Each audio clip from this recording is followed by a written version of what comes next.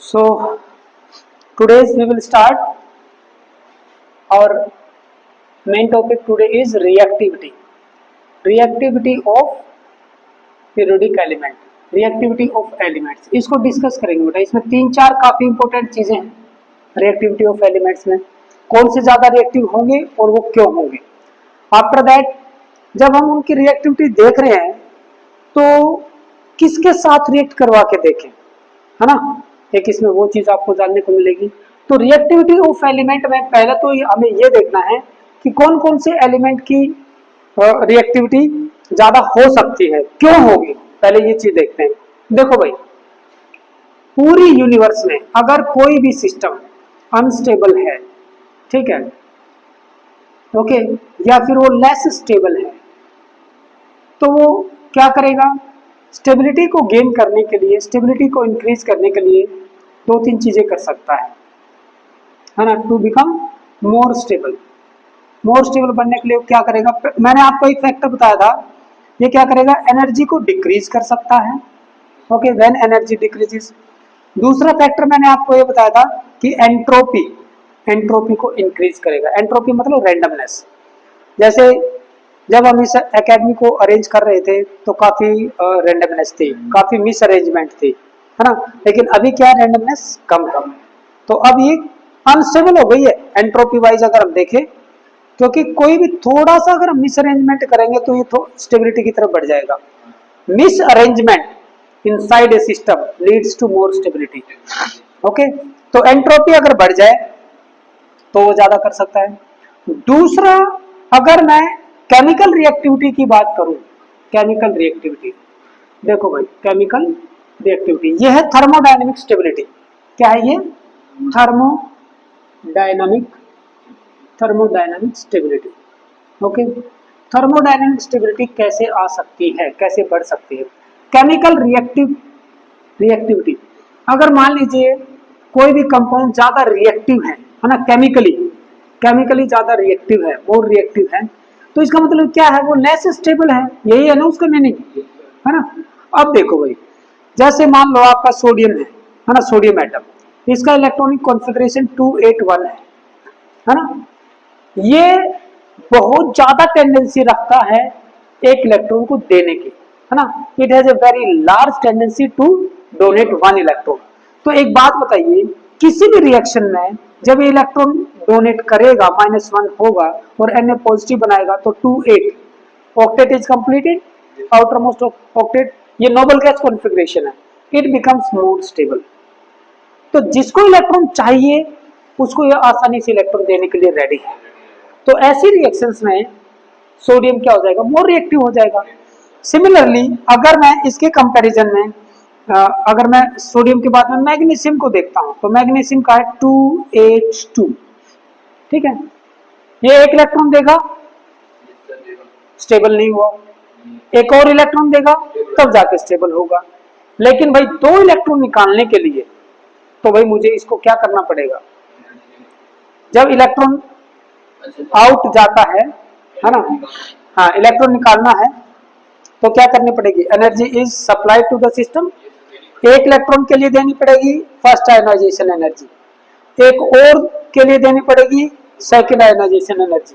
लेकिन second ionisation energy is greater than first, तो ये सेकंड इलेक्ट्रॉन को इजीली डोनेट नहीं करेगा लेकिन इजीली नहीं करेगा, क्योंकि उसके ऊपर +1 चार्ज आ चुका होगा और उसमें से एक इलेक्ट्रॉन को निकालना हमारे लिए क्या हो जाएगा, काफी मुश्किल हो जाएगा भाई, है ना. तो ये मैं ये कहना चाहता हूँ, मैग्नीशियम सोडियम के कंपैरिजन में लेस रिएक्टिव होगा, है ना, ठीक है, क्योंकि दे देगा कोई भी, हाँ, और दे के वो स्टेबल हो जाना चाहिए, मोर स्टेबल इलेक्ट्रॉन कॉन्फ़िगरेशन हो जाना चाहिए. तो पूरे के पूरे पीरियोडिक टेबल में अगर मैं देखूं, पूरे के पूरे पीरियोडिक टेबल में अगर मैं देखूं, तो भाई यहाँ पे देखो भाई, पीरियोडिक टेबल ऐसे होता है, इट इज लाइक दिस, ऐसे ही होता है ना पीरियोडिक टेबल. ये वाले alkali metals, alkaline earth metal, alkali metals are more reactive than alkaline earth metal, यानी कि रिएक्टिविटी वेरी हाई. यहां से बीच में आएंगे तो रिएक्टिविटी लेस, फिर उसके बाद में मतलब इतना सा लेस। लेकिन जब ये हेलोजन की बात करें या ऑक्सीजन फैमिली या फिर फ्लोरीन फैमिली, है ना, इन दोनों की बात करें तो दे आर हाईली रिएक्टिव। इनकी रिएक्टिविटी क्यों? क्योंकि फ्लोरीन के अंदर 2,7 है इलेक्ट्रॉनिक कॉन्फ़िगरेशन, है ना, फ्लोरीन का कितना है 2,7, और ये एक इलेक्ट्रॉन अगर ले ले कहीं से भी तो इसका 2,8 हो जाएगा, है ना। फॉर एग्जांपल क्लोरीन ऑल्सो 2,8,7, एक इलेक्ट्रॉन लेके क्या बना लेगा 2,8,8, है ना। तो ये इलेक्ट्रॉन लेके ज्यादा रिएक्टिव हो रहे हैं, है ना, लेने की टेंडेंसी ज्यादा रखते हैं इसलिए, यस, वो देने के लिए ज्यादा रिएक्टिव है, ये लेने के लिए ज्यादा रिएक्टिव है। आफ्टर डोनेशन ऑफ इलेक्ट्रॉन और एक्सेप्टेंस ऑफ इलेक्ट्रॉन, अगर more stable electron configuration form हो रहा है तो वो एलिमेंट फटाक से जाना चाहेगा उसके अंदर, उसकी रिएक्टिविटी उतनी ही ज्यादा होगी। इसीलिए सोडियम जो है ना क्लोरीन के साथ रिएक्ट करता है और NaCl बना लेता है। एक्चुअल में क्या होता है, ये एक इलेक्ट्रॉन इसको दे देता है, Na positive ion is form, Cl negative ion is form, a very strong ionic bond is there। दोनों आयन अपोजिट चार्ज वाले हैं, कैटायन और एनायन। कैटायन और एनायन एक दूसरे को अट्रैक्ट करते हैं, that force of attraction is called ionic bond. Okay, तो पूरे के पूरे पीरियोडिक टेबल में मैं देखता हूं रिएक्टिविटी या तो एक्सट्रीम लेफ्ट में है या फिर एक्सट्रीम राइट में है, except noble gas, noble gases को छोड़ के, नोबल गैसेस को छोड़ के एक्सट्रीम राइट में मान लेता हूं ये वाला फ्लोरीन फैमिली। ओके, होती है 1962 के बाद में इसका पहला कंपाउंड बना था, लेकिन पूरे पीरियोडिक टेबल में सबसे ज्यादा अनरिएक्टिव हैं नोबल गैसेस, लेकिन अभी बन चुके हैं, ऐसा नहीं है कि भी इनके कंपाउंड नहीं है, जिन्हों के बहुत ज्यादा कंपाउंड बने हैं। ठीक है, कैसे बने वो आएगा, मैं बताऊंगा जब टाइम आएगा तब बताऊंगा, ठीक है। लेकिन आप ये मान के चलो कि noble gases are very very unreactive. तो अगर मैं देखूं पूरे पीरियोडिक टेबल में सबसे ज्यादा reactive alkali metals and halogen family, फिर मैं देखूं तो एल्कलाइन अर्थ मेटल और ऑक्सीजन फैमिली, लाइक दैट। लेकिन बीच वाले क्या होंगे, कम रिएक्टिव होंगे। अगर मैं एक ग्राफ को खींचना चाहूं तो ग्राफ कुछ ऐसे होगा, very high reactive, less reactive, very high reactive, है ना। ये अगर एटॉमिक नंबर है इस साइड में, एटॉमिक नंबर बढ़ता जाए इस साइड में 0 से लेके 1 2 3 and so on atomic number, तो आप देखोगे मिडल वाले जो होंगे ये पीरियोडिक टेबल अगर मैं देखो तो ऐसे है भाई ये ग्राफ, ठीक है ना, it is like this. Extreme left में काफी ज्यादा और एक्सट्रीम राइट में भी काफी ज्यादा रिएक्टिव, और मिडल में क्या हो जाता है, मिडल में दे बिकम्स वेरी लेस रिएक्टिव। अब बात आती है, अब किसी के मन में ये क्वेश्चन उठना चाहिए कि सर ये रिएक्टिविटी हम किसके साथ देख रहे हैं, तो साइंटिस्टों ने एज ए स्टैंडर्ड बोला कि भाई ऑक्सीजन और क्लोरीन के साथ आप इन दो कंपाउंड के साथ सबकी रिएक्शन करवा के देखो, है ना। भाई कोई भी एलिमेंट ऑक्साइड कितना जल्दी बना रहा है, कोई भी एलिमेंट क्लोराइड कितना जल्दी बना रहा है ना, इन सब के साथ देखिए और फिर उनकी स्टेबिलिटी को देखिए।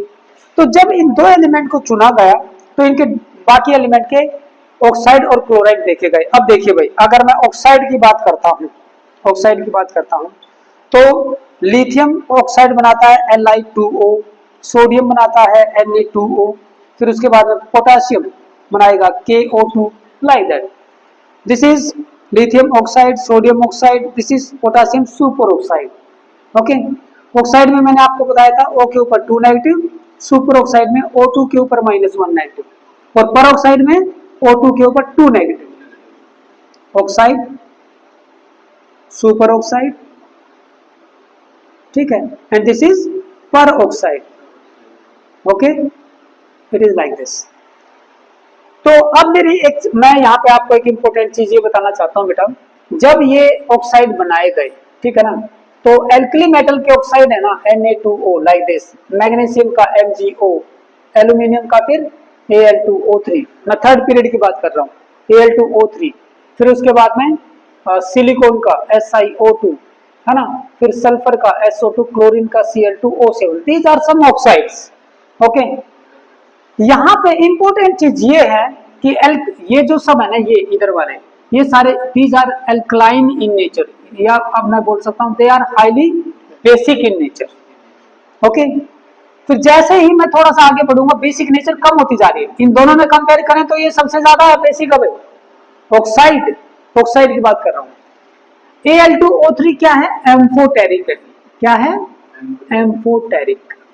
एम्फोटेरिक क्या होता है? एम्फोटेरिक वो होता है जो एसिड करेक्टर भी होता है जिसमें, और बेस, यानी कि जब वो एसिड की तरह काम करेगा तो किसी भी बेस के साथ रिएक्ट करेगा, सोल्ट और वाटर बनाएगा। ठीक है, जब वो बेस की तरह काम कर रहा है तो किसी भी एसिड के साथ रिएक्ट कर सकता है और सोल्ट फॉर्म करेगा। ठीक है, तो एम्फोटेरिक वो होता है। फिर उसके बाद जब मैं आगे बढ़ता हूं तो ये जो है ना SiO2, हालांकि ये भाई एम्फोटेरिक टाइप में ही है, ठीक है, लेकिन इसमें स्लाइटली एसिडिक नेचर आने लग जाते हैं। लेकिन इसके ऊपर वाला जैसे कार्बन आता है ना, कार्बन, कार्बन का CO जो है, CO ऑक्साइड, वो तो है न्यूट्रल, न्यूट्रल, लेकिन CO2 है एसिडिक। ठीक है ना, ये भी एसिडिक है, ये और ज्यादा एसिडिक, मोर एसिडिक है ना।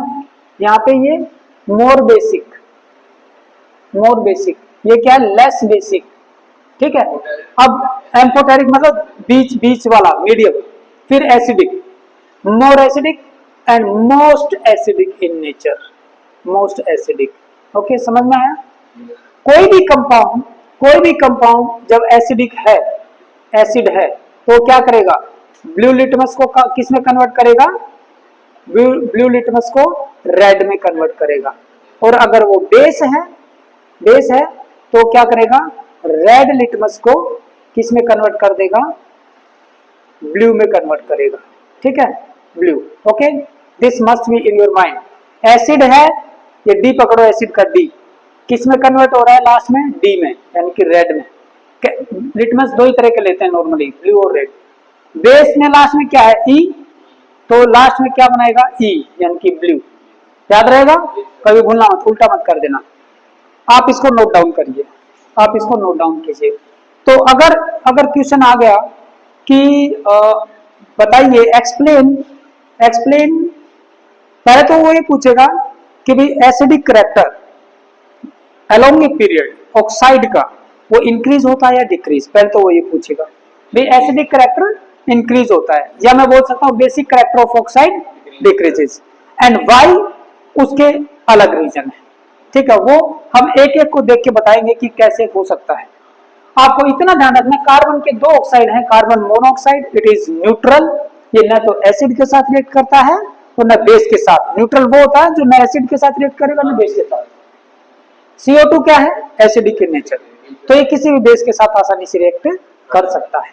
ओके, तो एक इंपॉर्टेंट पॉइंट ये, ठीक है, केमिकल रिएक्टिविटी का ये नोट डाउन करना है, एसिड वाला बेस वाला ये नोट डाउन करना है ना। रिएक्टिविटी अगर ऑर्डर देखें तो एक्सट्रीम लेफ्ट में हाई पीरियोडिक टेबल में, है ना, एक्सट्रीम लेफ्ट में हाई और एक्सट्रीम राइट में except noble gases again high हो जाएगा। मिड वाले एलिमेंट क्या होंगे? लेस रिएक्टिव होंगे। एक ये पॉइंट नोट डाउन करना है। तीसरा पॉइंट ये नोट डाउन करना है कि भी अगर मैं ऑक्साइड बना के देखूं तो तीन तरह के ऑक्साइड पॉसिबल हो सकते हैं, ऑक्साइड, सुपर ऑक्साइड और पर ऑक्साइड। फिर ये कौन से एलिमेंट को हम लेंगे रिएक्ट करवाने के लिए? Oxygen and chlorine are taken to react with all other elements to see their reactivity. Okay, understood. दूसरा एक ये पॉइंट नोट करोगे, थर्मोडायनेमिक स्टेबिलिटी किन फैक्टर पे डिपेंड करती है? इन दो फैक्टर पे। सारे पॉइंट नोट डाउन कीजिए फटाफट, एक एक करके स्टार पॉइंट बनाते हुए इनको नोट डाउन करते चले जाइए। फिर मैं आपको एक दो क्वेश्चन देता हूं।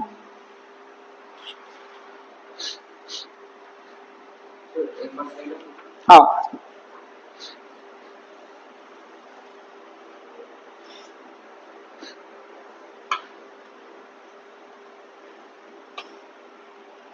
नोट डाउन करो बेटा।